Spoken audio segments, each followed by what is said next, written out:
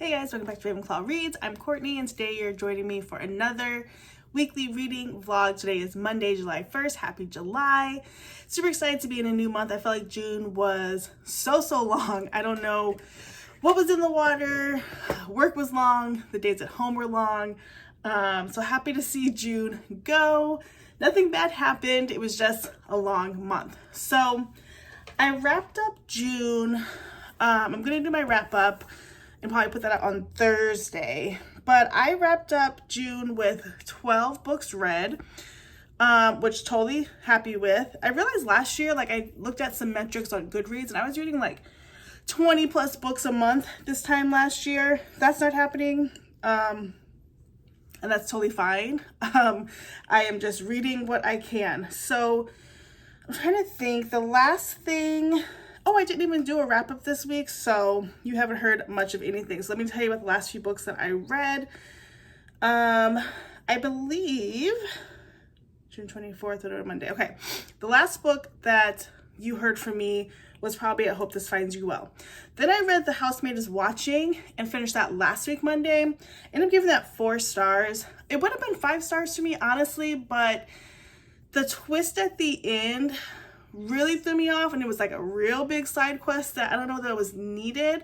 And the topic for me is a sensitive one, not because I have any personal history with it, but just because I don't enjoy the topic. So it was weird. And then the whole idea is the housemaid is watching. It's the housemaid wasn't really watching, so I'm confused. Then I read One Star Romance, and this was my book of the month club pick last month, the main one. I got 3 add-ons last month. This is the main one. And I'm giving this a 2.75, marked a 3 on Goodreads. It was pretty good, but the buildup was very long considering we knew what was going to happen. This book follows our 2 main characters who kind of have a When Harry Met Sally sort of thing. They are the maid of honor and the best man for their friend's wedding. So they meet I think 2013 or something, and every couple of years they come together for the next thing they're celebrating for this couple.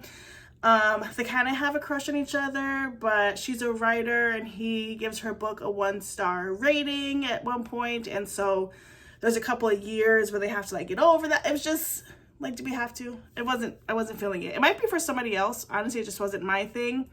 And then tonight I hopped on sprints. I haven't done sprints in a while. Honestly, I just have been busy, or haven't been wanting to read at night, or, just scrolling, whatever. But I actually liked being back in the space and community. So I did sprints tonight. I did end up finishing a novel love story by Ashley Poston. I'm giving this book 2 stars, and I'm being nice. I read all the way up to maybe the last 50 pages. I kind of skimmed. And then I went to the epilogue. I just don't like her writing. So I feel like she's trying to be and do Rebecca Searle's style of writing without doing it as well, unfortunately. So in this book, we are following Elsie. She is an avid romance reader, and she's reading a series that she's been reading in a book club for a long time, about a place called Handwritten. And she is on a drive to this, they usually do an annual sort of book retreat. And she's on her way there. She's going by herself this year because all of her friends kind of have moved on, and they kind of talk through that through the book. And her car breaks down and she ends up in Handwritten. And she is she ends up meeting all of the characters from the books that she's been reading in this series.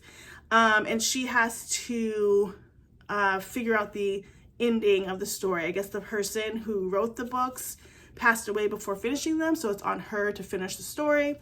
There's a love interest, but this is a person that has not been in the stories before, so she doesn't know where to place him.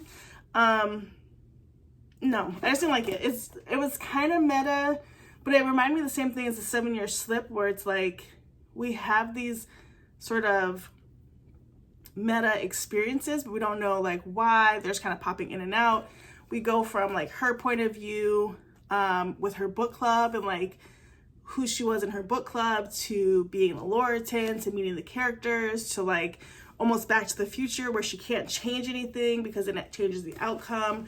I just didn't enjoy it. And so I'm debating. If she comes out with another book, I am really going to debate on getting it. It's not an auto-buy author for me. I was excited because I haven't gotten any new releases. That's why I got it excitedly. But not my favorite. So I don't know, 2 stars. Comment down below if you are reading this. It's kind of hot and popular right now. So interested to see what other people think of this book. It could just be like not my style. Like I said, Rebecca Searle sort of does the same sort of thing, but it is just a little bit more cohesive for me. And I really like that. So setting that to the side. Let's see, last night I also finished Marianne versus Logan, which is Babysitters Club book 41. If you're new to my channel, I am rereading the Babysitters Club books in order, publication order, including super specials, but not the mysteries. I've been doing this since maybe about a year now. And I've always read Babysitters Club books. I know they're kind of the rage right now, but I always have read them as a kid, then read them as an adult, and then got into more reading and started cherry picking ones that I liked. Kind of read through all the Claudia and Stacy's because they are my favorite characters. And then I decided I was just going to read them from the beginning because I listened to an amazing podcast I always pointed out, Stuck in Stony Brook, and they have great debriefs on the episodes, and I just wanted to like start from the beginning. So I did that last night. And now I'm just kind of like not doing anything tonight because I'm waiting for a rec list tomorrow. I'm so excited for this book to come out.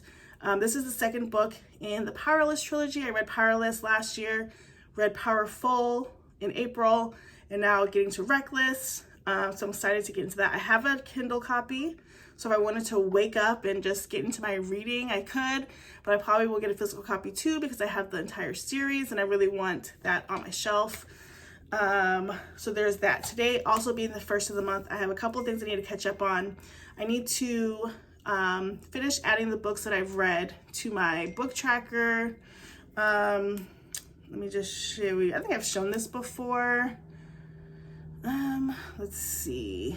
On my iPad, I do track my books in a reading journal, and I just literally put the cover of the book from Goodreads and I put the star rating. So I really haven't added anything for June. So I need to do that. Well, no, I did 4 books from June, so I need to add the rest of them. And then whenever I have a full sheet filled in, I print off that sheet and I start cutting those out for my reading journal, which is a process because I'm so far behind on that journal, but I want to keep up with it. I just am taking my sweet time with it. I also need to like refresh my background on my phone to like a July calendar theme and on my computer. So I'm gonna do that next. I don't think I mentioned this on the channel, but a couple weeks ago, I went to get, maybe like a month and a half, went to go get some new tattoos. Just out of the blue, wanted to. I had 5, now I have 7, but I got these cute little hearts on my wrist for my 2 girls. And then originally I had gotten my husband's initials, which I said I'd never do because, you know, who gets initials? But we've been together 20 years. I don't think we're going anywhere. And I'd gotten it on my finger. And the tattoo artist was very kind, but he said like, hey, the finger is the worst place to get it. It rubs off. If it does rub off or starts to fade, we'll do a free touch-up for you. And inevitably it did. And now I just have like a couple of little marks, but it's not even anything to retrace. So I went back in and asked for new placement, and I put it here, which I love. And he was so gracious and nice. He didn't even charge me or anything for it because he was just kind of like doing the retouch. But he said if this one faded, he would charge to retouch it. But that's kind of like a random update, but that has happened too. So this week is a nice short week at work. I'm off Thursday for 4th of July, and I took Friday off as well, so excited about that. And yeah, that gives me lots of time to read, so I'll be checking in all week. All right, we'll see you tomorrow.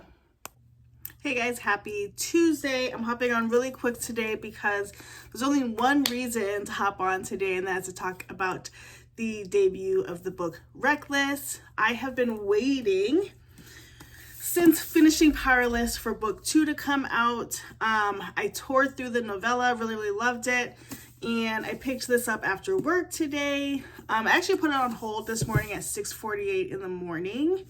And I have it on my Kindle too because I wanted to be able to read it at night. And it's already good, but I'm only 22 pages in. So I just picked it up, but we are back with Kai and Peyton. It's hard to say things because if you didn't read the last one, I don't want to like spoil anything for you, but it picks up right where it left off in the first book. And it's immediately like intriguing and there's no lull. And I was worried that I would need to reread Powerless, to like really get into this one, but I did not. It's pretty quick how it gets back together. Even if you just read the front flap of Reckless as a reminder, you're good to go. And I have the worst memory when it comes to books and the sequels unless I read them really close together. So if I can do it, you can do it. I have all faith in you. I've already started with the annotating.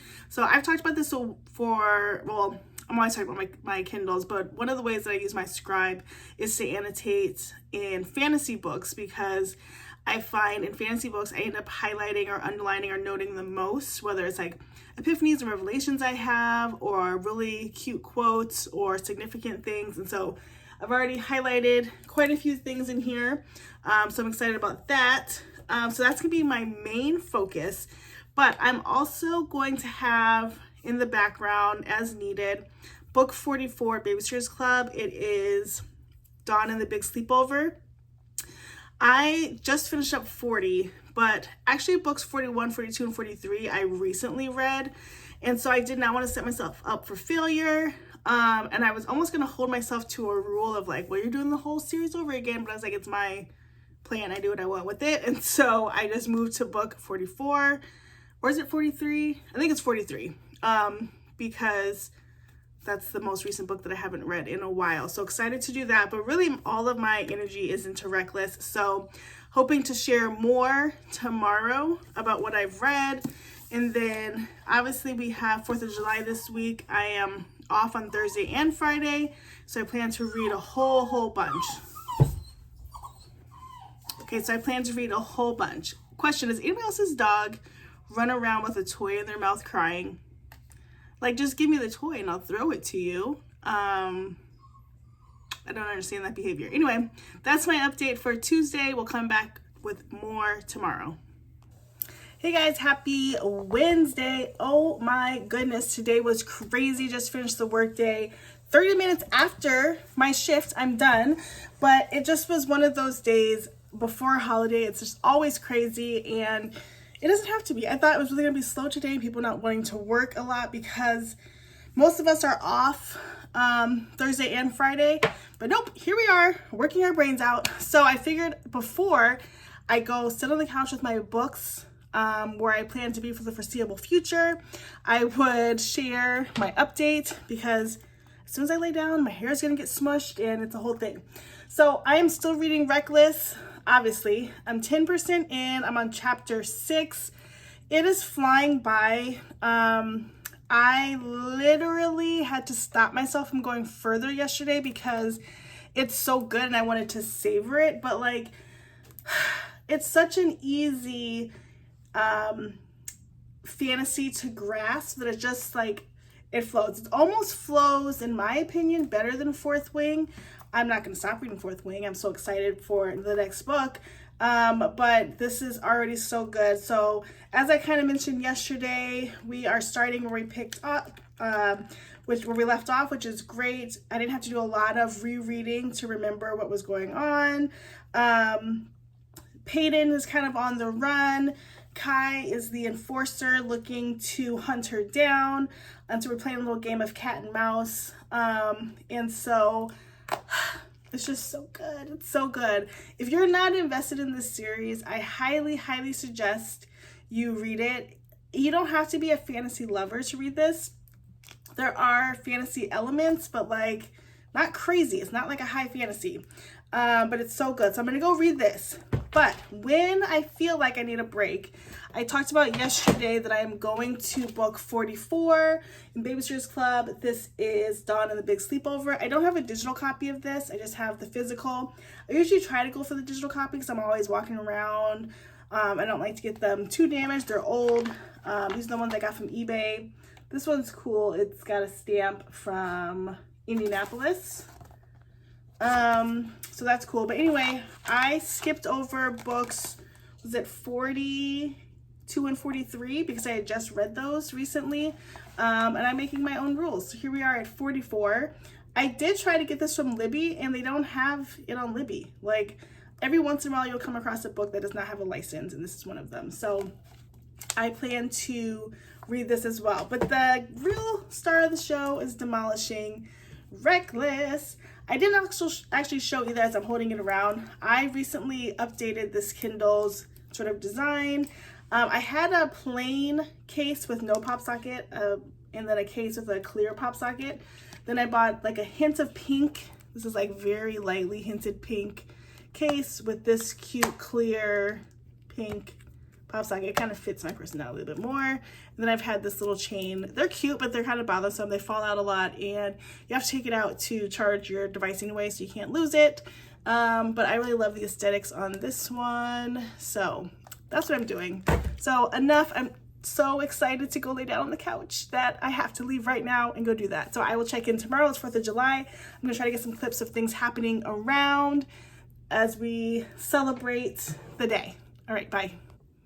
Hey guys, welcome back to the vlog. It is Friday, and my goodness, I don't know if this is gonna be the last day yet or not, because my husband's out of town, so I'm gonna have a lot of time to read after I do activities with the girls. So I don't know, we'll see. But if it is, I'll still add an outro tomorrow.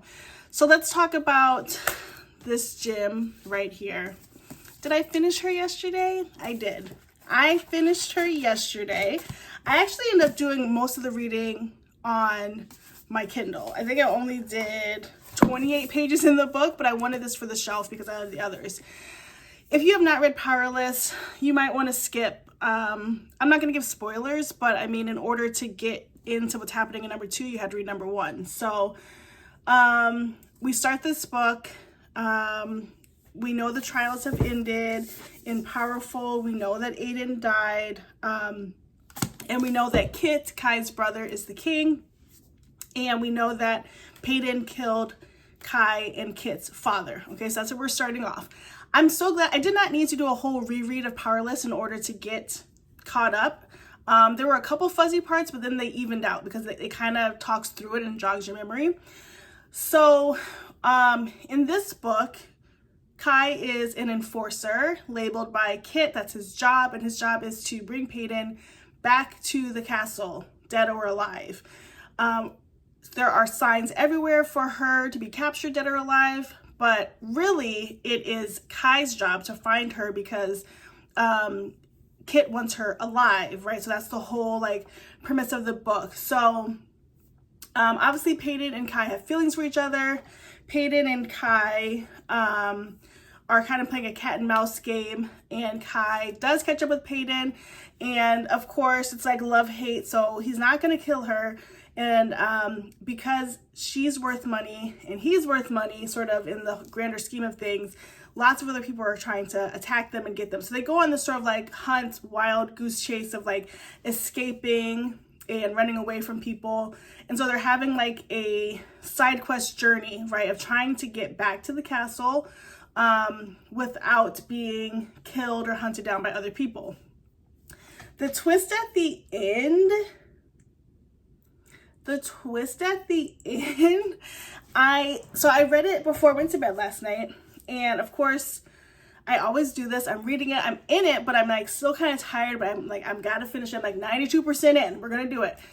And so I wake up and I'm like, did that just happen? So then this morning I like reread the ending and I was like, that did just happen. That did. So if you are gonna read this book is going to leave you like dying for book number 3. Like we need that immediately. I know book number 3 is Fearless and it comes out in April. but this was good. So I did rate this 5 stars. In my mind, I'm thinking like 4.75. The only part that didn't hit for me was that it just got a little long on the quest. And this book is not a terribly long book. It's like, let me see how many pages there are. In the Barnes & Noble edition, there is Kit's point of view from 6 years ago. Okay, it's 377 pages, so not long for a fantasy.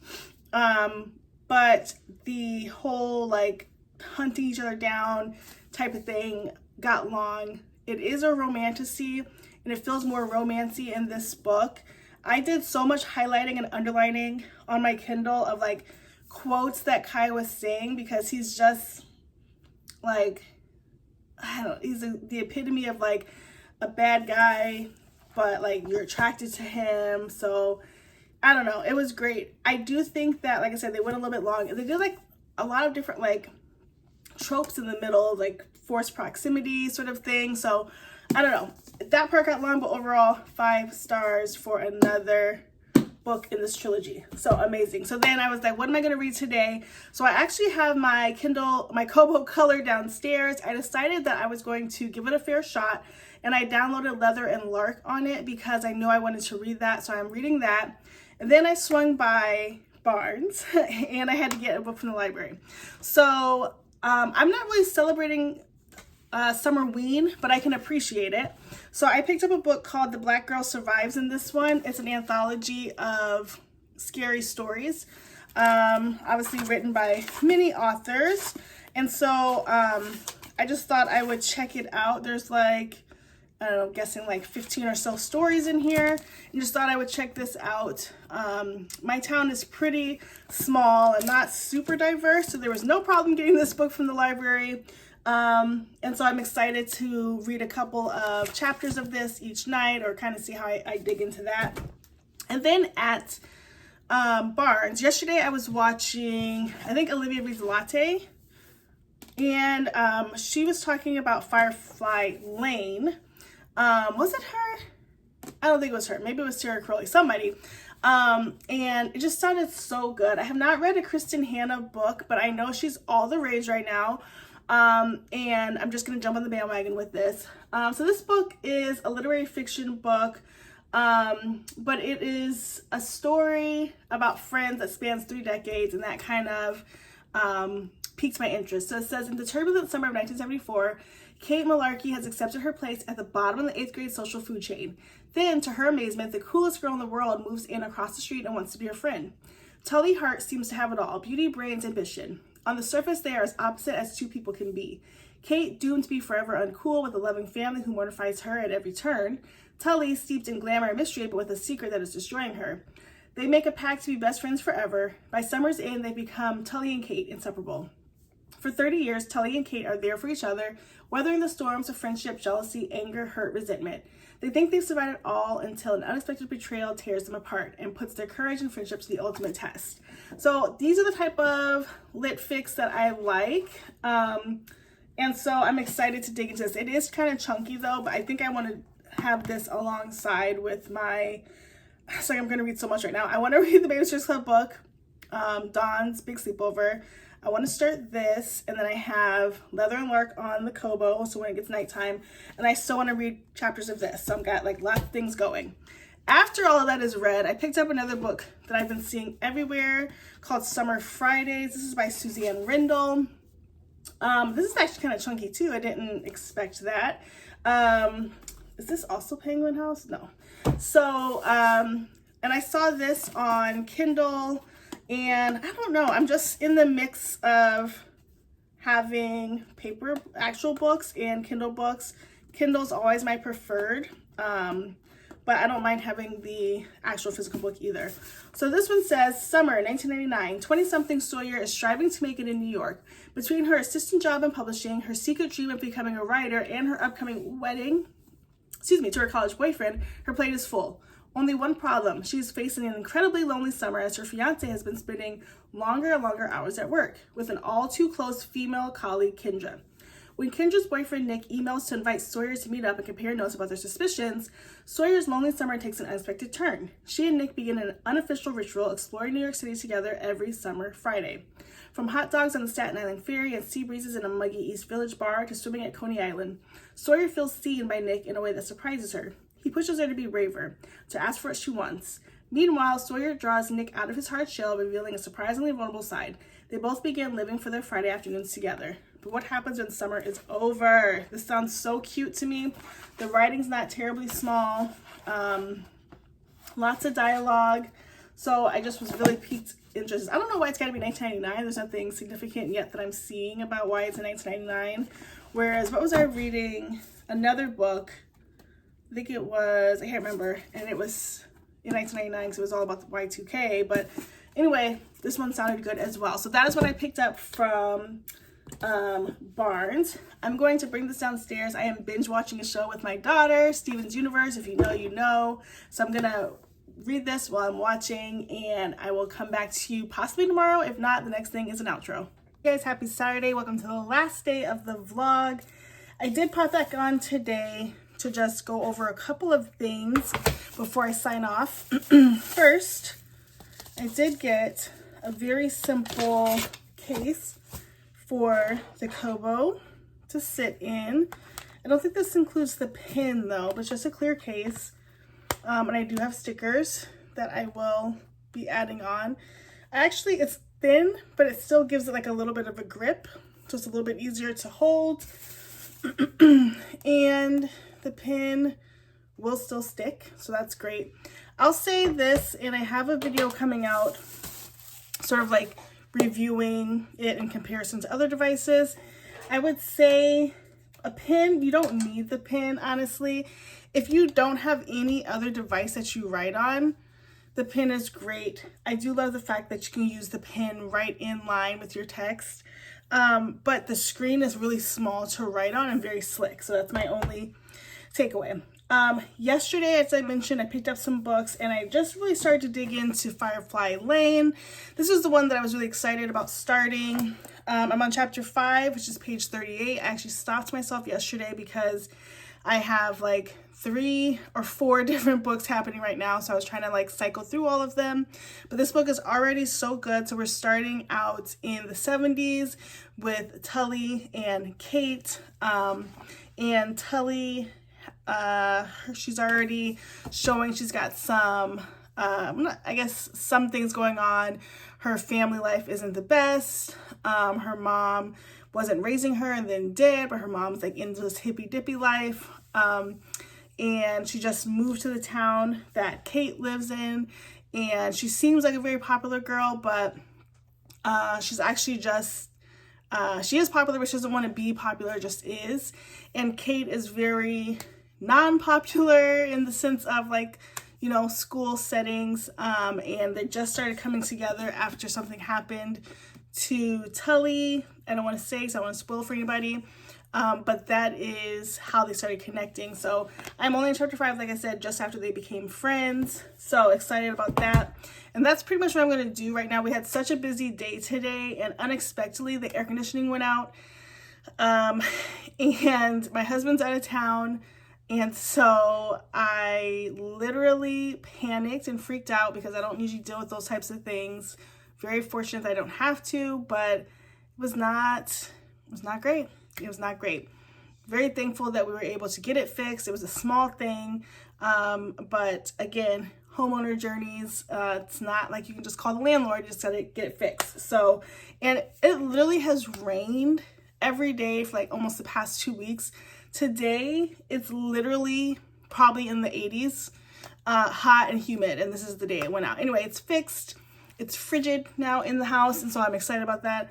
I think I've talked about this before, but like, as I age, I'm so hot. Like, I can't not have air blowing in my home. Okay, so that's a random thought.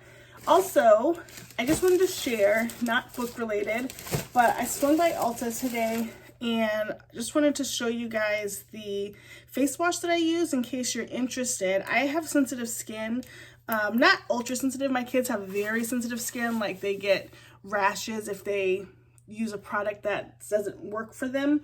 But if I switch products a lot, then my face is all over the place, or my skin is. But I recently, well, probably about a year now, have been using this Peach Slices Redness Relief Soothing Cleanser.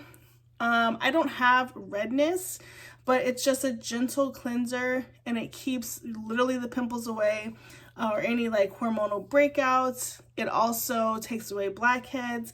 When I run out of this, I usually take, well, it's about 2 weeks, 2 or 3 weeks to go through a bottle.